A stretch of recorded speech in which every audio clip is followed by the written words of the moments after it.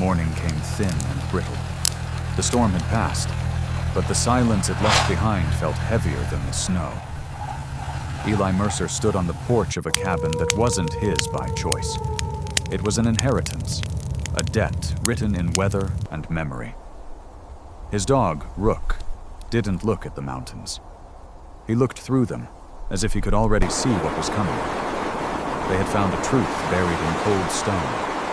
And men who build their power on lies All don't right, I've forgive cross-referenced truth the for global being weather found. patterns with the seismic data. There are We storms need to that get these come people from out the of here now. sky, Helios Ridge. and others that Adventure come for you. awaits.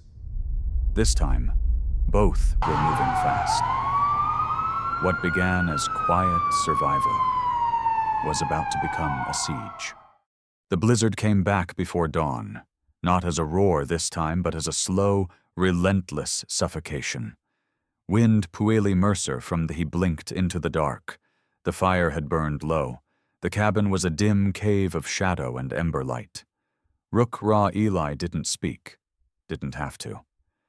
The dog's stare told him what his own body already knew. Something was different. He rolled out of the sleeping bag, shrugged into his flannel, and moved to the table.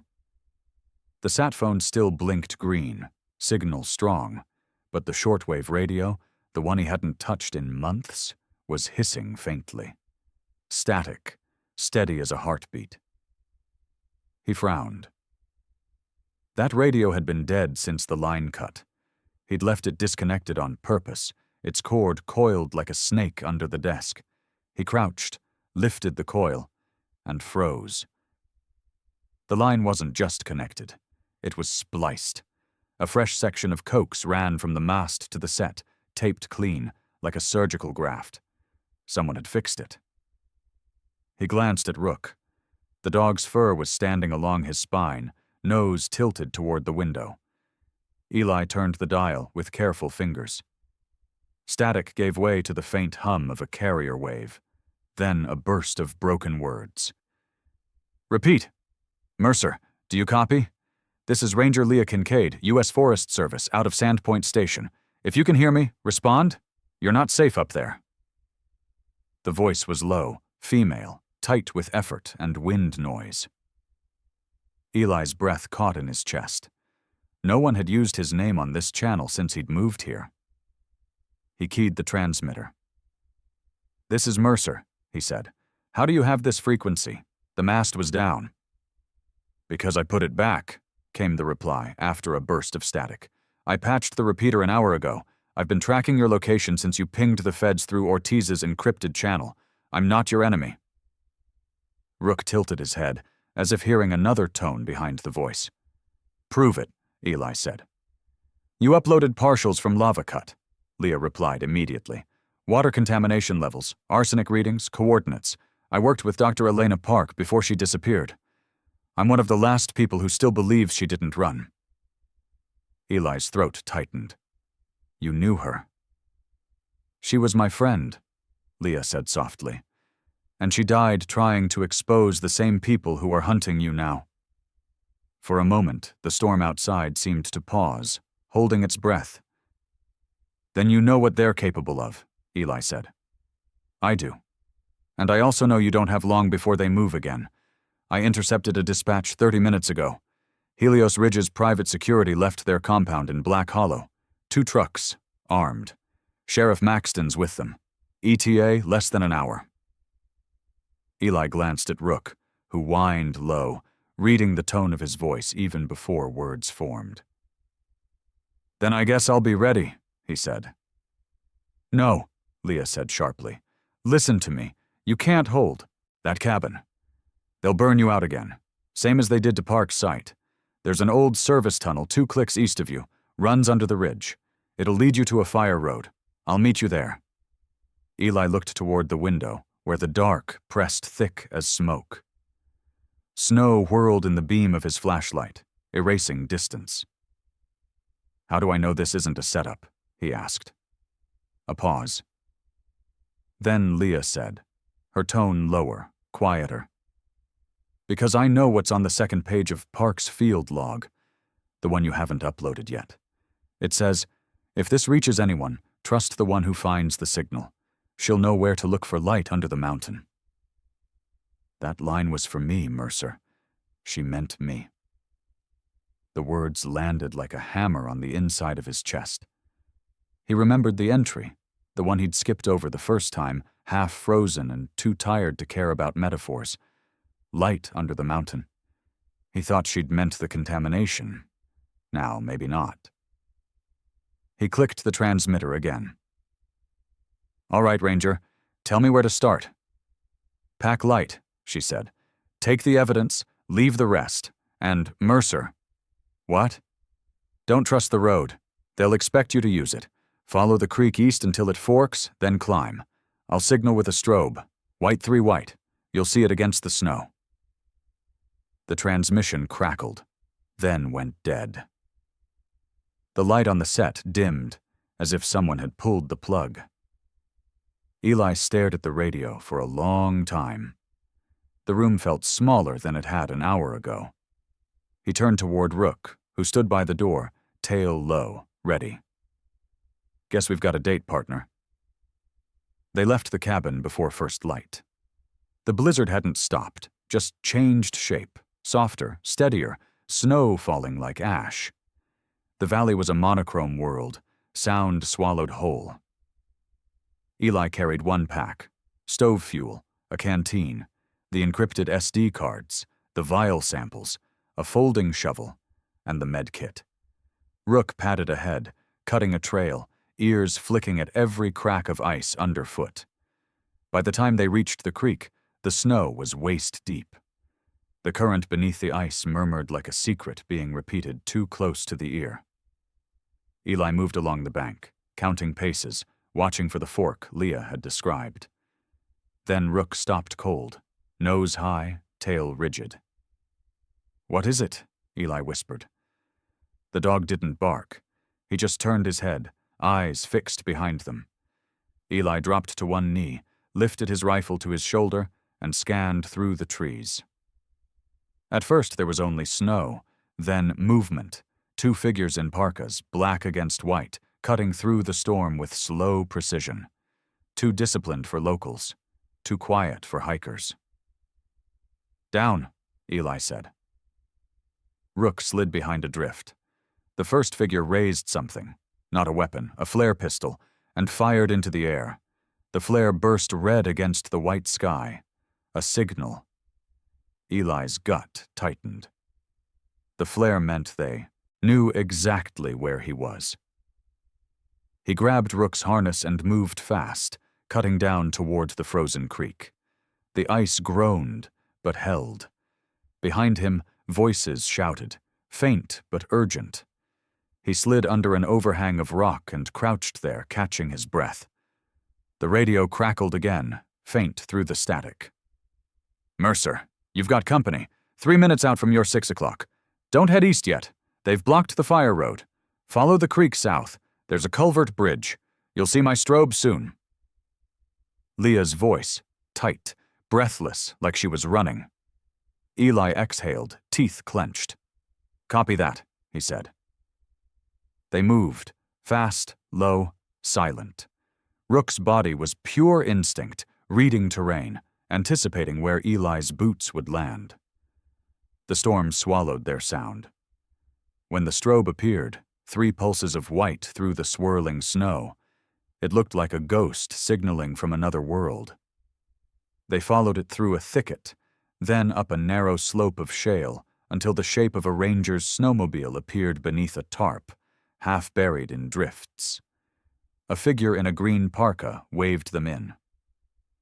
Ranger Leah Kincaid, she said, pulling down her hood. Her face was raw from cold, hair plastered to her temple, eyes sharp and tired. She looked like someone who hadn't slept in 2 days but still knew where every sound came from. Glad you made it. Not over yet, Eli said. They're close. I know. She pulled the tarp back to reveal 2 rifles, a pack, and a radio rig patched to a portable dish. Helios Ridge is scanning the valley frequencies. We've got about 15 minutes before they triangulate this one. She looked down at Rook and smiled faintly. That the famous partner? More reliable than most people, Eli said. I believe it. Thunder rumbled. No, not thunder. Engines, multiple, the sound of trucks grinding through snow. Leah turned, eyes narrowing. They're here, Eli chambered around. Then we move. Not yet, Leah said. She keyed her handheld transmitter. You wanted light under the mountain, Dr. Park? Let's show them some. She twisted a dial. Far across the valley, a detonation rolled through the snow, deep, distant, and deliberate. A column of smoke rose from the ridge above Helios's waste pit, the very site she'd mapped in secret months ago. Eli stared at the plume, realization hitting him like cold steel. You rigged it? Leah nodded once. Park built the charges before she vanished. I just lit the fuse she couldn't. The mountain shook again. Another detonation. Below, headlights began to scatter across the valley, engines roaring in panic as Helios's men scrambled towards the fire. Eli turned to Leah. Now what? She met his eyes. Now we run like hell and make sure her story reaches daylight. Rook barked once, short, sharp, like agreement. And then they ran. 3 shadows against a world of white, chasing the last light beneath the mountain. The first explosion cracked the ridge like thunder trying to crawl out of the earth. Snow leapt off branches. Ravens burst from the trees in a black cloud. Eli Mercer didn't look back, not yet. He grabbed the strap of Ranger Leah Kincaid's pack, jerked her toward the timberline, and ran. Rook shot ahead, tail low, a gray streak threading through falling ash. Keep left, Leah shouted over the storm. The slope breaks west. Then we use it. Behind them, the ridge flamed orange. The waste pit at Helios Ridge, the one Dr. Elena Park had mapped, was a torch now, hurling smoke into a sky that had no business holding color. The second detonation had cracked open a storage trench, and the fumes that rose from it didn't smell like wood smoke. They smelled metallic, bitter, alive. They pushed through deadfall until they reached a break in the trees. The fire's glow reached even here. Flashes of orange sliding between the trunks like silent lightning. Leah stopped, bent double, catching breath that looked like steam. That'll buy us maybe 20 minutes, she said. Then they'll realize it's a diversion. Eli scanned the valley below. You rigged that yourself? Park started it. I finished it, she said. She believed data alone wouldn't stop them. I'm betting fire might. Rook gave a single low bark. It wasn't a warning. It was a countdown. Eli turned. Headlights flickered through the trees, bouncing off snow. 2 trucks, moving slow, engines muffled by the storm. Time to move, Eli said. They dropped into the ravine, snow to their thighs, breath ragged. Each step was a decision, which muscle to save, which to sacrifice. The slope leveled into a shelf of bare rock glazed with ice. Rook stopped, nose twitching, then turned east toward a narrow fissure half covered by spruce roots. Leah caught the movement. That's the old fire line, she said. Park mapped it. It connects to the drainage tunnels below Timberline Creek. How far? Half a mile, if it hasn't collapsed. That's a long bet, Eli muttered. Got a better one? She shot back. He didn't. The fissure narrowed until they had to crawl. Ice pressed cold against their ribs. Rook slithered ahead like he'd done this before. The tunnel smelled of earth and diesel, and something faintly sweet. The same chemical tang as lava cut. Leah's voice came soft behind him. You ever miss the noise? What noise? The world, people, radio chatter, cities. Eli paused long enough to glance back at her. I miss the parts that were honest. But those were never the loud ones. She smiled, the kind that doesn't reach eyes but means she heard something she needed. Elena said you were like that. She talked about me? She mentioned a man from rescue teams, said if things went bad, She'd want someone like you to find what she couldn't. Eli felt the tunnel shrink around him. He hadn't expected to matter in anyone's plans, least of all a dead woman's. Rook growled low, not fear, warning. Ahead, the tunnel widened suddenly into a cavity. A beam of light filtered down from a crack in the ceiling, faint but real. He moved closer and saw why Rook's hackles were up. A body lay half buried in the ice. Male, mid-40s maybe, parka torn, one glove missing. The badge on his chest was half melted, but the letters still showed. Hell. Helios. Leah crouched beside the corpse, flashlight trembling slightly. Security contractor, she said quietly. That's a standard issue rig. Looks like he came down here before the freeze. Eli nudged the ice with his boot.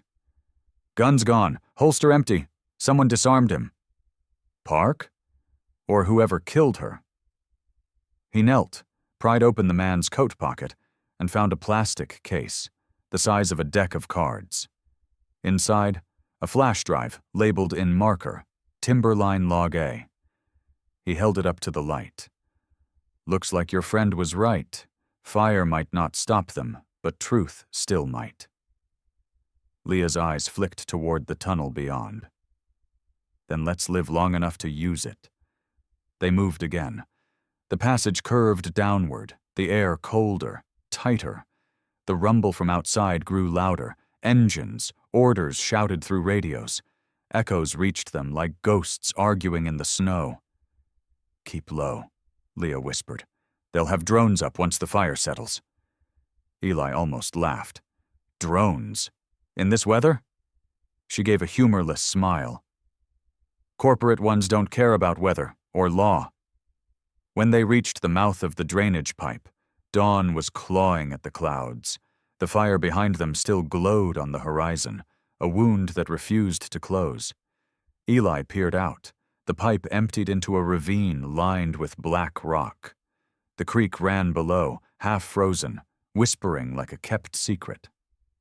Across the water, a line of tall pines swayed, and somewhere among them engines idled. Leah raised binoculars. 2 trucks, 3 men each. They're sweeping in a wedge. We'll have to move upstream and cross above them. Or draw them the other way, Eli said. She gave him a sidelong look. You've got something in mind. He nodded toward Rook. Yeah, he's faster than both of us. And smarter. Rook looked up at him, understanding already forming behind amber eyes. Rook, flank, Eli said softly, touching 2 fingers to the air, then down. The dog slipped into the snow, silent as shadow. Within seconds he was gone, swallowed by the trees. What did you just do? Leah asked. Sent them a problem, Eli said. 5 minutes later, a bark echoed from deep in the forest. Sharp, then another. A man shouted. Gunfire cracked through the trees. Short bursts panicked. Leah's eyes widened. He's drawing them off. He's buying us time, Eli said, already moving. Come on. They climbed the bank, crossed the creek at a narrow bend where the ice held. Every step felt borrowed. Leah slipped once. Eli caught her arm and pulled her upright without a word.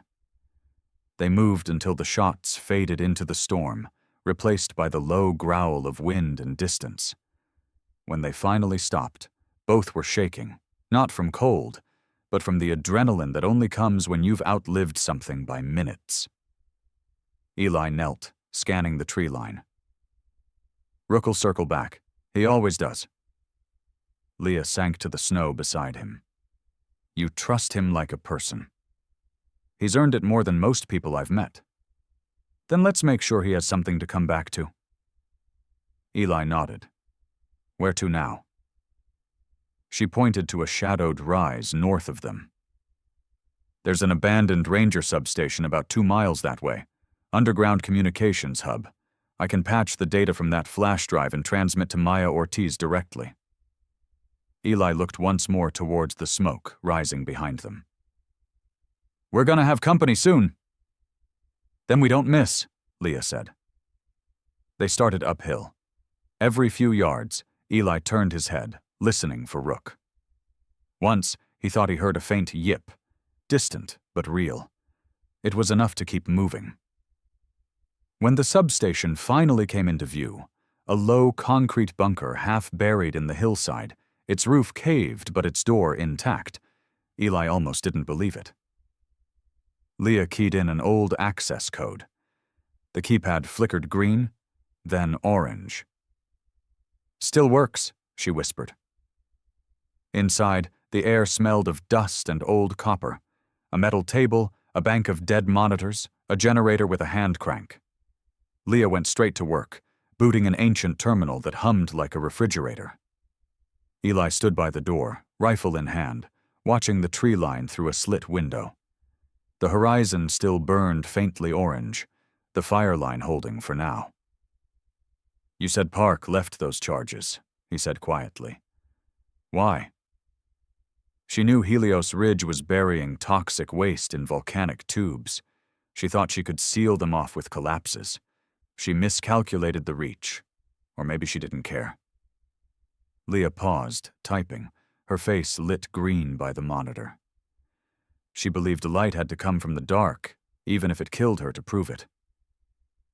Eli watched the snow drift past the window, the quiet swallowing the edges of her words. "Maybe she was right," he said. Then the radio crackled. A man's voice, flat and calm. "This is Sheriff Maxton. Ranger Kincaid, Mr. Mercer. You've made quite a mess. I'd prefer not to have to dig you out. Surrender, and we'll talk about leniency." Leah froze. "How the hell?" "They've got the frequency," Eli said. "We've got about 2 minutes before they trace it." He turned to the window again, scanning the ridge. And there, a shape in the snow, low and moving fast. Rook, returning, streaked with frost, eyes burning bright. The dog burst through the door, shaking snow everywhere, and dropped something at Eli's feet. A tracking beacon, its red light blinking furiously. Leah's breath hitched. "They tagged him!" Eli crushed the device under his boot, metal snapping like bone. Then he looked at her, steady, deliberate. "They'll be here in minutes. You get that data out. I'll hold them." "Eli." Not a debate. He slung his rifle, fed a full magazine, and nodded once. "You said light comes from dark, right? Let's give them a sunrise." Outside, the wind howled, carrying the smell of smoke and gun oil. Rook pressed against his leg, ready. Leah's voice trembled just once as she whispered, "Stay alive, both of you." Eli smiled without humor. "That's the plan." He stepped out into the storm, a man and a dog, backlit by the burning ridge, waiting for whatever the dark still had to give. The door to the substation shut with a steel echo that settled in Eli Mercer's ribs. The room was a concrete box half swallowed by the hill, its air smelling of dust, cold copper, and a generator that remembered better years. Rook shook snow from his coat, then planted himself where he could see both the slit window and the door. Outside, wind drove ash and snow across the mouth of the valley. The glow from the burning Helios waste pit smudged the low clouds a sick orange. At the far wall, Ranger Leah Kincaid had coaxed an ancient terminal to life. The screen glowed a stubborn green. She slotted the flash drive they'd pulled off the dead Helios contractor, Timberline Log A, and started a transfer. Her fingers trembled once, then stilled. She was good at making her body keep promises. "Status?" Eli asked. "Drive's clean," she said. "Encrypted, but I've got the key Park used. She left it hidden in a field manual, page numbers as cipher.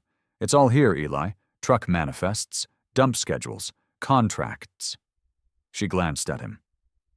Payment ledger with Sheriff Eldon Maxton's name on it. Rook's ears flicked at the name. Eli adjusted the rifle sling. "Get it off sight. Everything you can push." Leah nodded, plugged a cable into a battered satellite modem, and wound the generator's crank until the battery indicator crept out of red. The modem began to blink, blinking back at the sky like a trapped firefly. "Ortiz, you up?" Leah said, voice tight into the mic. Static. Then Maya Ortiz, clearer than anyone had a right to be in this weather. "I'm here. I'm ready." "Sending packages now," Leah said. "Timberline A plus Parks scans plus today's coordinates. If I drop, you push to FBI and USFS LE simultaneously. Full blast." "Routed and ready," Maya said. "Mercer?" "I'm here," Eli said. A short exhale. "Good. The fire's on local news scanners. Everyone's pretending it's controlled. You've got about 15 minutes before stories harden." "Then we'll give them one that doesn't," Leah said, and hit send. Out beyond the bunker, engines grumbled into place, the sound arriving through the concrete like a low argument. The radio on the table popped and hissed. Then a voice came in smooth and practiced, as if it had been waiting its whole life to sound reasonable. "This is Sheriff Maxton," it said. "Ranger Kincaid, Mr. Mercer. Let's not drag this into something worse than it has to be." Leah froze. Maya's voice dropped a register. "They're bouncing your frequency. Don't answer." Eli stared at the slit window, tracking headlight beams combing the trees. "He knows we're here," he said softly. "Of course I do," Maxton went on, almost cheerful. "Old federal infrastructure is my job, after all. I can get you out of this, both of you. Turn over your materials, walk out with your hands up. We'll talk with Helios Council. We'll make this a misunderstanding. Ranger, I can protect your badge." Leah's jaw set. "You can't protect anything but your own paycheck." "Careful," Maxton said, the warmth thinning. "Stories have a way of sticking. Speaking of which, Park's story? She slipped. We searched for her. We didn't find a body. That was a tragedy. Don't make it two." Eli felt something cold move behind his breastbone. He stepped to the window, lifted the binoculars, and saw them. 2 trucks down the slope, lights dimmed. 3 figures on foot fanning out, rifles held low, helmets slick with snow. On the ridgeline above, another pair worked their way along the trees. Professional spacing. Someone talked them in on a radio with patience. "Maya," he said, "record this, all of it." "Already am," she replied. "And Mercer, USFS LE in Missoula is spinning up. They want coordinates." "Already sent," Leah said, eyes on the progress bar churning across the screen. "First package at 68%. Maxton's voice rolled on, congenial again. "I admire your nerve, Ranger, and I admire your service, Mr. Mercer. Rescue people, good people. You don't want to be a headline. You don't want the kind of attention that ruins a quiet life." Eli clicked the transmit key, kept his voice even. "Sheriff, I've got a dead Helios contractor in a tunnel and a flash drive with your name on it. You want to talk about quiet lives, you first." The pause that followed was short and honest. "You don't know what you're holding," Maxton said at last. "You think this is about a couple drums? It's the entire basin. It's contracts that go past me, past Conrad Vale, past this county, past this state. There's a senator who takes my calls. You can't win it from a shack with a dog and a busted radio." Leah looked up from the terminal. "He's not wrong about the size," she murmured. "He's wrong about the math," Eli said. "We don't have to win. We have to keep it breathing until people bigger than him pick it up." Maxton sighed, as if they'd disappointed him. "Ranger Kincaid, there's one more thing you should know, just to keep the record clean. Elena Park wasn't the saint you think. She took money. She's on a ledger, too." Leah's fingers stopped. Her eyes found Eli's, searching. For a beat, the room held only the sound of the modem, the generator's steady breath, and Rook's quiet exhale. "Lie," Eli said. "If Park was on your ledger, you'd have led with it months ago." The radio clicked twice, dead air that wobbled like a hand losing grip. Suit yourselves, Maxton said, colder now. 5 minutes.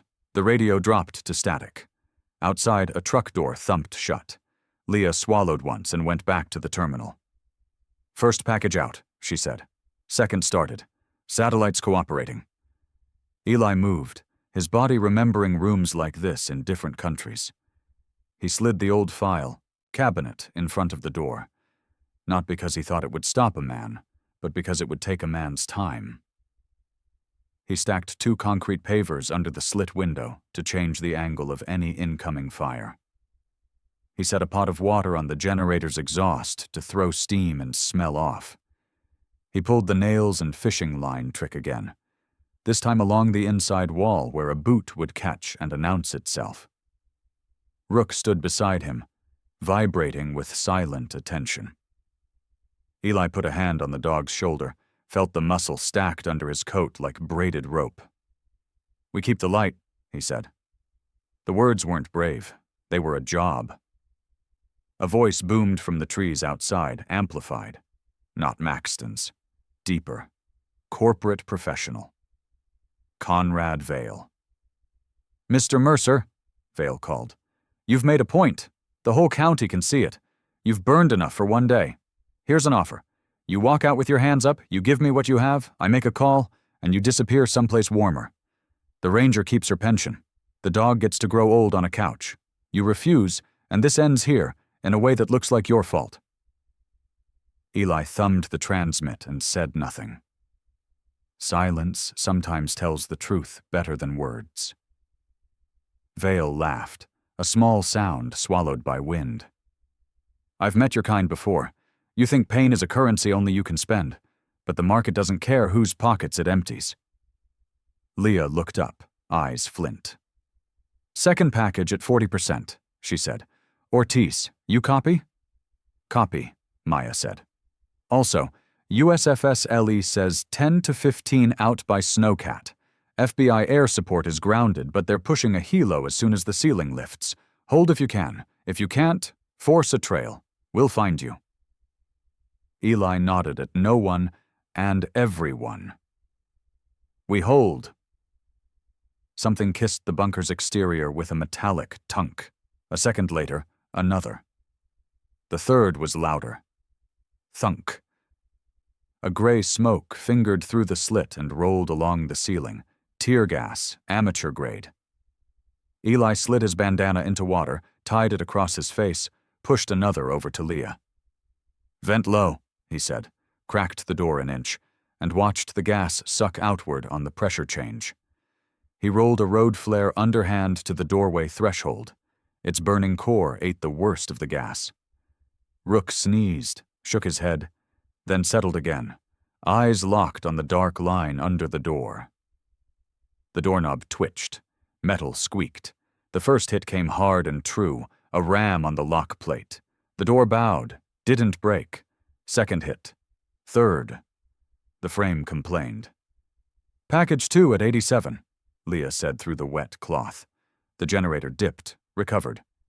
Come on. "Rook," Eli said, pointing to the far corner. The dog bounded, low and silent, to the angle that would give him a rush lane when the door broke. The fourth hit split the jam. The fifth shoved the file cabinet a foot. The sixth blew the latch and drove the door inward on its last hinge. The first man through came too fast. That was the mistake. He tripped the inside fishing line hard and stumbled into the edge of the pavers. Eli stepped left, pivoted, and drove the butt of his rifle into the man's sternum. Air exploded out of him. His rifle clattered. Rook shot by, a gray bolt, and hit the second man at the knee, a clean body check that dropped him to concrete. The third man hung back and fired a blind burst through the smoke. The rounds chewed cinderblock and rang around the room like angry bees. "Down!" Eli barked, and Leah ducked behind the generator, hands still on the keyboard. Eli fired once, not to kill, to shear a fluorescent fixture over the doorway. It exploded in bright hail. The third man flinched and covered, and that was enough. Eli rushed, drove him backward with a shoulder, and slammed the door with both hands, catching shattered metal in the jam. He kicked the file cabinet back across and listened hard to the sudden change in sound. Cursing, coughing, someone yanking the first man by his parka out into the snow. Rook returned to heel without a sound, chest heaving, eyes burning with work and joy braided together. Eli's hands shook, not with fear, but with the body's complaint about too much speed. "Package 2 sent," Leah said, voice hoarse. "Check some good, Ortiz?" "Got it," Maya said, sounding like someone who'd forgotten to breathe and then remembered. "Mirrored to 3 servers, forwarding to FBI duty, USFS LE, EPA Region 10. Kincaid, Mercer, if you drop now, it's already bigger than this county." The radio crackled back to life. Maxton again. The patient's gone. "Playtime's over," he said. "Kincaid, you just ended your career. Mercer, you just wrote your own warrant. Step outside or we drop this roof and write it up as a structural collapse during an active fire. I'll cry on television." Leah's hands hovered above the keyboard, then fell to her thighs. She looked at Eli. "If we stay, they push the roof. If we run, they chase." Eli listened past her words to the sound the room made. A new note threaded the wind, the low, distinct growl of engines with tracks, not tires. Snowcats. Far yet, but real. "How long?" he asked. Leah tilted her head the way mountain people do when they measure distance with their ears. 10 minutes if they don't get hung up." "Long time," Eli said. He looked at the door, the split jamb, the black-burned flare rolling out, dying. "We need to break their timeline." "How?" He reached for the generator, ran the exhaust hose to the slit, and taped it fast. "Smoke the doorway, then we open the back hatch and go out through the culvert. We draw them inside and make them slow." Leah nodded, already moving to the bunker's narrow rear hatch. 2 bolts, stiff with rust. She put her weight into the wrench. Eli flooded the doorway with exhaust. Gray rolled into white and hid the room in a soft, choking fog. Rook pressed against his leg, ready at the angle of his knee for the signal they'd practiced 100 times in different rooms. The bolts gave with a cry. Cold air knifed in from a black tunnel barely big enough for a person to crawl. Leah went first with the data bag, then Rook, then Eli, who pulled the hatch shut behind him and snapped the interior bar across. They belly-crawled into the earth. The tunnel stank of iron and melt water.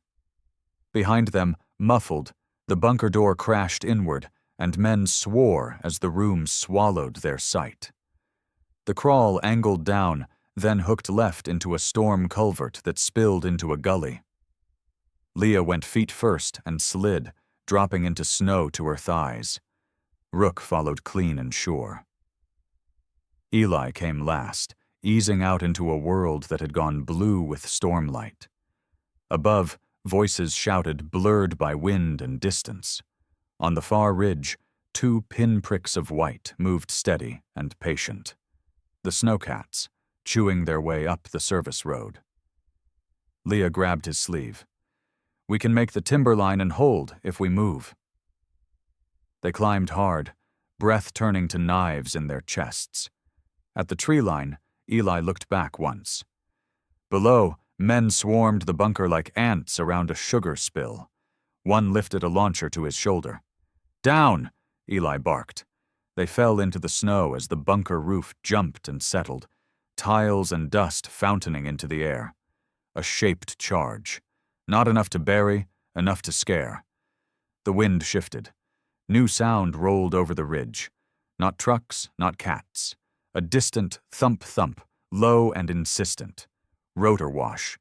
Leah's head snapped toward the sound. "That's not corporate," she said. "That's heavy and board and federal." Eli didn't smile, but something in him loosened a notch. "Then let's be alive when it gets here." Rook leaned his shoulder into Eli's calf, steady as a pillar. They moved into the trees, 3 figures against a white world, and held a line only they could see. Not a fence or a road, but a decision drawn in the snow and then reinforced, step by step, breath by breath, until other people could find it. Behind them, the bunker smoked. Ahead, the snowcat's lights winked through fir boughs. And over it all, growing from rumor to fact, the helicopter's beat stitched the valley to a different story than the one that had held it for 15 years. They climbed until their legs turned to wire and fire replaced breath. Eli Mercer counted steps in batches of 50, then started over. It kept the panic away. Rook moved ahead, breaking trail where drifts had that particular wind shell that punished human shins. Beside Eli, Ranger Leah Kincaid kept her pace steady and small, conserving what the storm would steal anyway. The helicopter was out there, too far to see, close enough to feel in the ribs. The thump rolled down the valley and came back mangled by weather. Twice Eli thought it was overhead. Twice the sound slid away again, as if the machine had reached out, touched cloud, and recoiled. "Ceiling's dropping," Leah said between breaths. "They'll circle until fuel says go home. We need a beacon they can trust." "Ridge tower?" Eli asked. She nodded, chin toward a black tooth rising above the next bench. "North Stag Lookout. Abandoned, but the old repeater's in a maintenance box. If it still coughs, I can make it speak." "Then we get there," Eli said. They pushed through a stand of dog hair fur that clawed at clothing and stole heat. Beyond, the world opened in a white bowl. The tower stood on its knoll like a scarecrow, legs dark with creosote, cabin windows boarded from the inside. The stairs were half-drifted and slick. The wind here learned your name and said it back to you wrong. Rook stopped 3 risers up, nose lifted, one paw raised. Eli froze and felt the air do that almost imperceptible thing. The change in pressure that happens when a space holds a breath not your own. "Someone's been here," Leah whispered. "Recent," Eli said. "Snow's filled most tracks. Smells new." He mounted the stairs sideways, using the rail, rifle slung muzzle down, other hand free. At the landing he eased to the door and listened. Wind. The dull wood thrum of cables. Then a softer sound. A click, like a glove brushing against plastic. He signaled with 2 fingers. Leah shifted, making herself a smaller target. Rook slid to Eli's left knee, ears forward, weight coiled. Eli knocked once. "Coming in," he said. Not bravado, notification, and shouldered the door. It stuck on snow, then swung wide and banged the inside wall. The room was cramped. Desk, map cabinet, iron stove like a cousin to the one at Timberline, a tangle of radio guts on a shelf. In the far corner stood a woman wrapped in a tan parka, hands visible, eyes clear. She held a flare gun pointed at the floor. "Don't shoot," she said. "Name's June Halverson, volunteer lookout, summer seasons. I came to watch the fire because nobody else would. Your ranger friend told me to stay out of sight if I heard trucks." Leah exhaled. "June, I thought you wintered in Sandpoint." "Wasn't planning to be here." June's mouth twitched like someone who'd forgotten how to smile and remembered too late. The ridge lit up on the scanner. "I came anyway." Rook checked her with a nose-to-boot inspection and allowed it. Eli closed the door against the wind, and the room learned warmth again by memory. He scanned corners out of habit, then shouldered the rifle and crossed to the radio shelf. A steel maintenance box sat open. Inside, a repeater, a hand mic with a cracked coil, and a mess of adapters that looked like they'd been assembled by a committee that hated each other. "Will it talk?" he asked. Leah was already there, hands gentle. "It'll cough," she said. "Give me 5 minutes." They worked without wasted motion. June dug out a box of ancient road flares and a lantern. Eli cracked a glow stick and taped it near the north window to throw a soft, steady signal. He propped the door with a leg of the map cabinet so it could be slammed fast. He scanned the dark with binoculars, opening his focus to the spaces between trees where movement is a change in pattern, not a thing. 5 minutes turned into 7. The helicopter's thump moved closer, then sheared off. The wind took the blade's song and pitched it low. Leah cursed at the repeater softly, the kind of curse that comes from love and long annoyance. Connectors corroded. Batteries there, juice is there, the brain is full of cobwebs. Make it stupid, Eli said. Stupid things live longer. She grinned without looking up. Spoken like a field tech. June handed over a tin of contact cleaner like communion. Leah flooded the ports, reseated the plug, and jimmied a jumper wire across the ground. The unit burped, then hummed a thin, stubborn note. Ortiz, this is Kincaid, Leah said into the mic. Do you copy on relay? Static howled, then Maya's voice slipped through like a letter under a door. Copy faint. You're a squeak on my board, but you're there. Patch this to Missoula USFS-LE, Leah said. Tell them we have visual obstruction. Require homing on North Stag lookout. Beacon will be intermittent. Also inform them that Maxton and Vale are converging. Already in progress, Maya said. Heads up, local radio is calling the Ridge fire a controlled equipment incident. That story's calcifying. Then let's thaw it, Leah said. She lifted Eli a look that said, thank you, and also don't you dare die. Rook's head snapped towards the window. The nails on glass of his claws on the floorboards made the smallest of warnings. Eli flicked the lantern off and moved to the dark side of the frame. Far down slope, 2 sets of headlights crept along the service road, then cut suddenly. No tail lights bleeding. Whoever was driving knew this country, or had hired someone who did. 2 trucks, Eli said. They'll circle. They'll try the stairs. June swallowed. There's a trap door in the floor. Old coal chute. Goes to a crawl space. If we have to disappear. Leah shook her head. We disappear now, they burn the tower and write a line about vagrants. We stand, Eli said. Pause. Didn't mean heroics. He meant geometry. He set Rook at the gap between desk and wall. Best angle for a rush.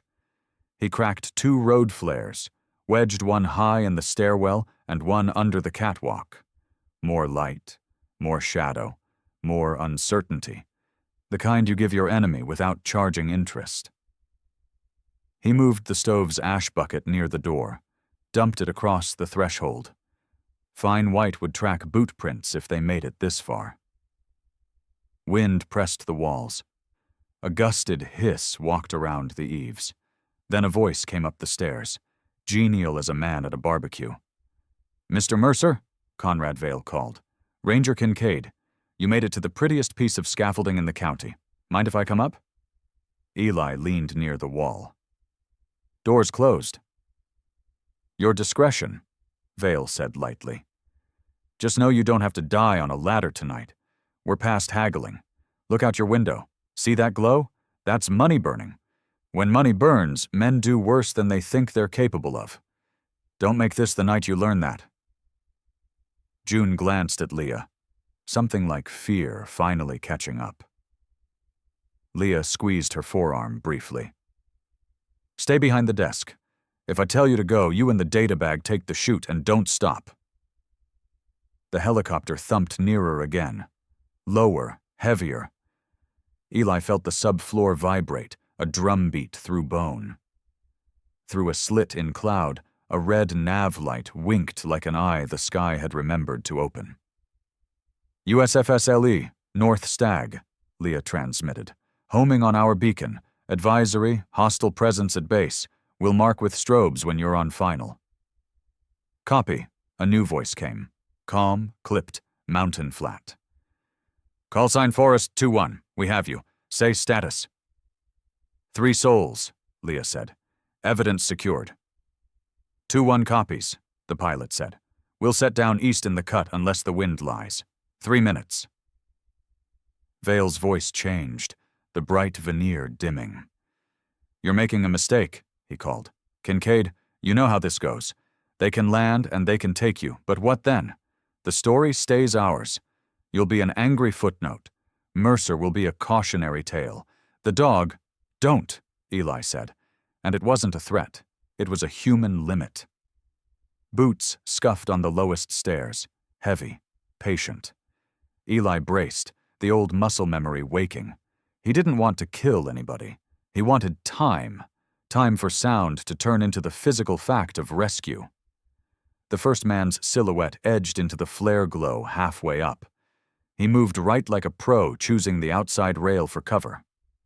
Eli let him come one step more, then kicked the catwalk hard with his heel. Snow shook off the railing in a white sheet and slapped into the man's face. In that blink, Rook surged to the door, teeth bared but silent, a gray flash of intent. The man flinched backward, lost footing, and thumped down 3 steps, cursing. Another man below caught him, hissed something about "hold line." "Less polite, then," Vale said, the charm worn down. "Sheriff?" Eldon Maxton's voice floated up, disappointed Sunday school. "You had your chance, Kincaid. I told you, this ends my way." Leah keyed the mic one last time. "Forest 2-1, North Stag, marking position." She flicked a strobe 3 times, killed it, then 3 again through the boarded window seam. Outside, a searchlight knifed through cloud and found the tower like the answer to a question asked weeks ago. Engines rose below, idling hotter. A man on the stairs popped a tear gas canister and rolled it upward. Leah kicked it back down the stairs with the toe of her boot like a bored soccer player. It sprayed white back into the men who'd sent it. Coughing floated up. Eli smiled despite himself. He shouldn't have. The second canister arced through the broken window seam and clanked against the wall. Rook snarled, and Eli's body moved before his mind did.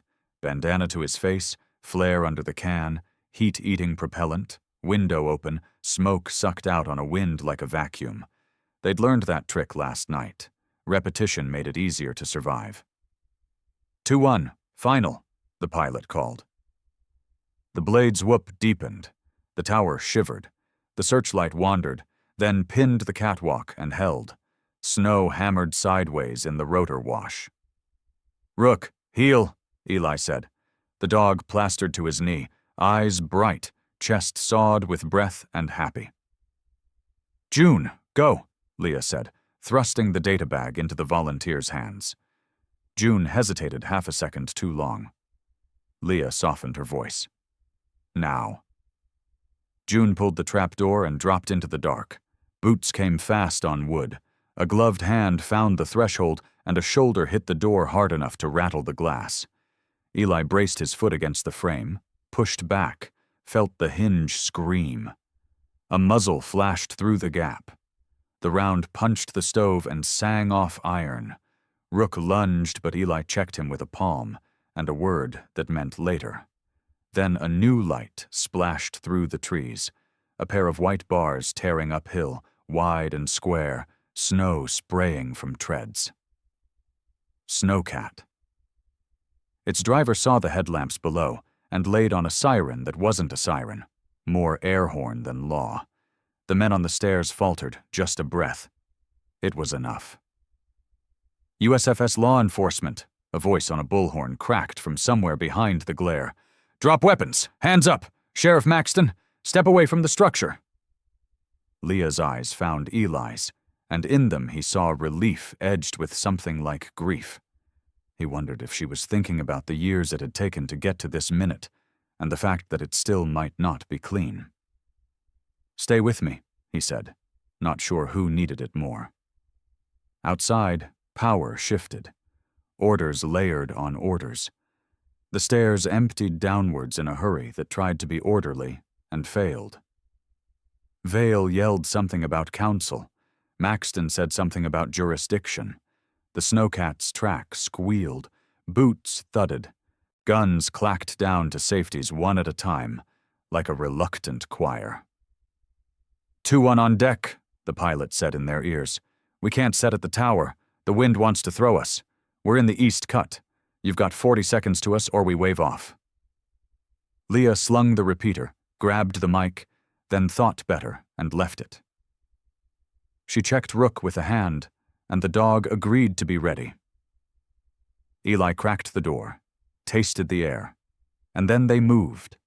Down the catwalk, past the memory of a fight, into a storm that wanted to make everyone the same size. At the bottom, a wall of light and wind hit them. The helicopter hovered 100 yards east, snow blasting in a halo around it. Between them and it stood a line of figures in green parkas with USFS patches and helmets, and a posture that said, "Enough." A man with a white-lettered LE on his chest gestured hard and fast. "Go. Now." Vale shouted something that the rotor wash erased. Maxton lifted his hands, fingers spread, playing surrender for a future audience. Eli saw his eyes, though, calculating, as if the next story had already begun writing itself in the air between them. "Move," Leah said into the wind. "We've run all night. Let's finish running toward something." They ran. The ground tilted. The snowcat's tracks gave them purchase. The helicopter's breath shoved them and then pulled, as if a giant had decided to help clumsily. Rook stayed glued to Eli's leg, head low, mouth open in a pant that looked like a grin. At the skid, a crewman grabbed Leah and hauled her inside.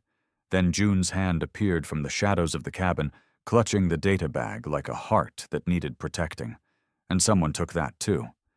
Eli turned once, because humans always do, and saw Maxton framed in the tower's base. Small, eyes narrowed, not beaten exactly, but resized.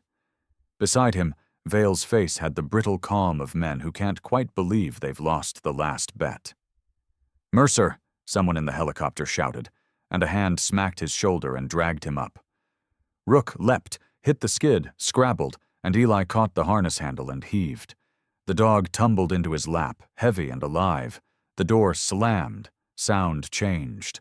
The world shrank to cabin and breath, and the closeness of people who had no choice but to trust each other. "Forest 2-1 lifting," the pilot said, level as ever. The helicopter rose, skied sideways, and pulled free of the hill. The tower fell away, small and stubborn on its knoll, the men below suddenly toy-sized. Eli put his face against Rook's neck and closed his eyes. The dog leaned back with a weight that said, "Still here." Across from him, Leah sagged into the webbed seat, eyes shining with exhaustion, and something that wasn't triumph, but wasn't despair either. June sat with her hands clenched around nothing, as if she had forgotten to let go. Through the open window slot, wind came in pure and angry and clean. Far below, the ridge burned, dull and then dimmer, a wound that would scar but not own the valley. Somewhere inside the helicopter, a radio began reading out codes and agencies and times. On Maya's end of the world, screens lit and calls were made, and the story started the work of becoming bigger than any one person's fear. Eli breathed, and the breath didn't catch. The long night had stretched them thin. It hadn't broken. He scratched behind Rook's ear. Habit, prayer, thanks. "Good dog," he said, voice raw, honest, small. It was enough for now. The helicopter banked east into the pale that meant morning, and the last light at Timberline Creek learned how to share. Spring came late to the valley that year. When the snow finally loosened its grip, it did so grudgingly, like an old secret being told at last. The meltwater carried bits of blackened bark down Timberline Creek, past charred stumps and new green shoots daring to rise through ash. Eli Mercer stood at the bend in the creek where the current widened and slowed. He was mending a fence, or what passed for one, posts set by the last ranger who'd cared enough to keep cattle off the floodplain. Rook lay in the mud nearby, a gray ghost turned brown, tongue out, eyes half closed, content to let the sun do what it did best: heal things. From the ridge above came the hum of a drone, federal surveyors mapping cleanup progress. The Helios Ridge site had been cordoned off for months, guarded now by different uniforms. The men who had once owned the valley through fear now answered questions in windowless rooms. Sheriff Maxton had resigned before the indictments dropped. Conrad Vale hadn't been so lucky. When the first EPA task force broke ground at the containment pits, Vale's name was on every document, every barrel. Reporters loved that. The story burned for weeks, then dimmed, as stories do.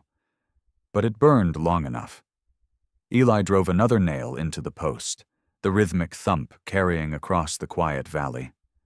Behind him, Leah Kincaid climbed from her truck, carrying 2 mugs of coffee and a folder thick with government paper. She looked less like a ranger and more like someone learning how to be a person again, hair loose, shoulders unarmored. "They're calling it the Timberline Remediation Project now," she said, handing him a mug. $14 million, 5 years, and a full reforestation zone. They'll name it a wildlife reserve when it's done. Eli took a sip. "Doesn't fix what's gone." "No," she said softly. "But it stops the bleeding." Rook thumped his tail in agreement, mud flying. Leah smiled. "You ever think about leaving?" Eli looked toward the distant mountains where the clouds caught on the peaks like torn cloth. "I did," he said. "Then I realized everything I ran from always found me anyway. Might as well stop running." Leah studied him, the fine lines at the corners of his eyes catching the light. "You could help with the project. They're hiring. They need someone who knows this ground, and how to listen when it talks." He glanced down at Rook, who tilted his head like he understood English better than most men. "We're not much for offices." "It's not an office," she said. "It's field work, timber surveys, wildlife tracking, dogs welcome." That earned her the smallest, truest smile. "You're serious?" "Always." The silence after was the good kind, the kind that didn't need fixing. The creek murmured, the wind stitched through pine needles, and the sun caught the silver in Rook's coat like thread in fabric. Leah set the folder on the fence post. "You'll need to sign some things if you say yes." Eli nodded, eyes on the horizon. "I'll think about it." He didn't need to. He already knew. That evening, the 3 of them sat on the cabin's new porch. The old one had burned in the siege, now replaced with fresh-cut pine from a nearby mill. The boards still smelled like resin and rain. Inside, the rebuilt hearth glowed with a small, steady fire. Eli had kept 1 stone from the original, the keystone, blackened and cracked but solid, and built the new fireplace around it. It wasn't superstition. It was memory turned into foundation. Leah had brought her guitar. She played quietly, half humming to herself, half to the night. Rook lay between them, head on Eli's boot, his breathing deep and even. "Funny," she said after a while. "When I was a kid, I thought fire breaks were about stopping destruction. Turns out they're about control. Knowing when to let something burn so everything else can live." Eli watched the flames dance in the glass. "Guess that's life," he said. "We build the break, then we rebuild the rest." Leah smiled, eyes soft. "And some things just keep burning anyway." "Yeah," he said. "But some fires you don't want to put out." Rook stirred, tail tapping the porch like a metronome. Above them the stars came one by one, timid at first, then bold.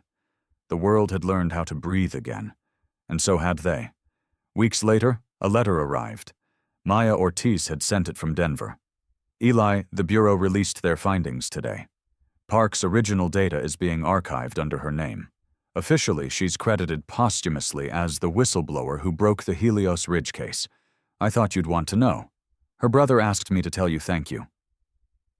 P.S. They're reissuing your paramedic license. You could serve again if you wanted. M. He read it twice, then folded it back into the envelope and set it on the mantel. He didn't need to serve again. Not in that way. Rook patted over and nudged his hand. Eli scratched his head, the same old scar on his knuckles catching the light. Outside, spring had fully claimed the valley. The creek was loud now, wild with meltwater and promise. He and Leah had planted young pines along its edge last week. Each one stood uncertain but upright, like every survivor he'd ever known. Eli looked out at the line of them and said, half to himself, "You think it'll hold?" Leah came to stand beside him, tucking her hair behind her ear. "If we take care of it," she said, "it'll hold." He nodded. Then, quietly, "Good." Rook barked once, sharp, bright, and chased a drifting pine cone down the slope. Eli watched him go, the silver of his coat flashing through the grass like something holy. When he turned back, Leah was watching the sunset bleed over the mountains. "You ever think we were supposed to find this place?" she asked. Eli thought of the auction, the storm, the secrets in the stone. He thought of the noise and the silence and the dog that had refused to stop digging. "Maybe we didn't find it," he said. "Maybe it found us." She smiled. "I'll take that." They stood there until the sky went from gold to violet to something too deep for names, and when the first stars came out again, Eli felt something he hadn't felt in years. Not relief, not triumph, belonging. If this story found you tonight, maybe you've carried your own silence too. Here, we keep the light for one another, through every storm and every quiet return. Subscribe to Kindred Souls, where every week another heart finds its way home.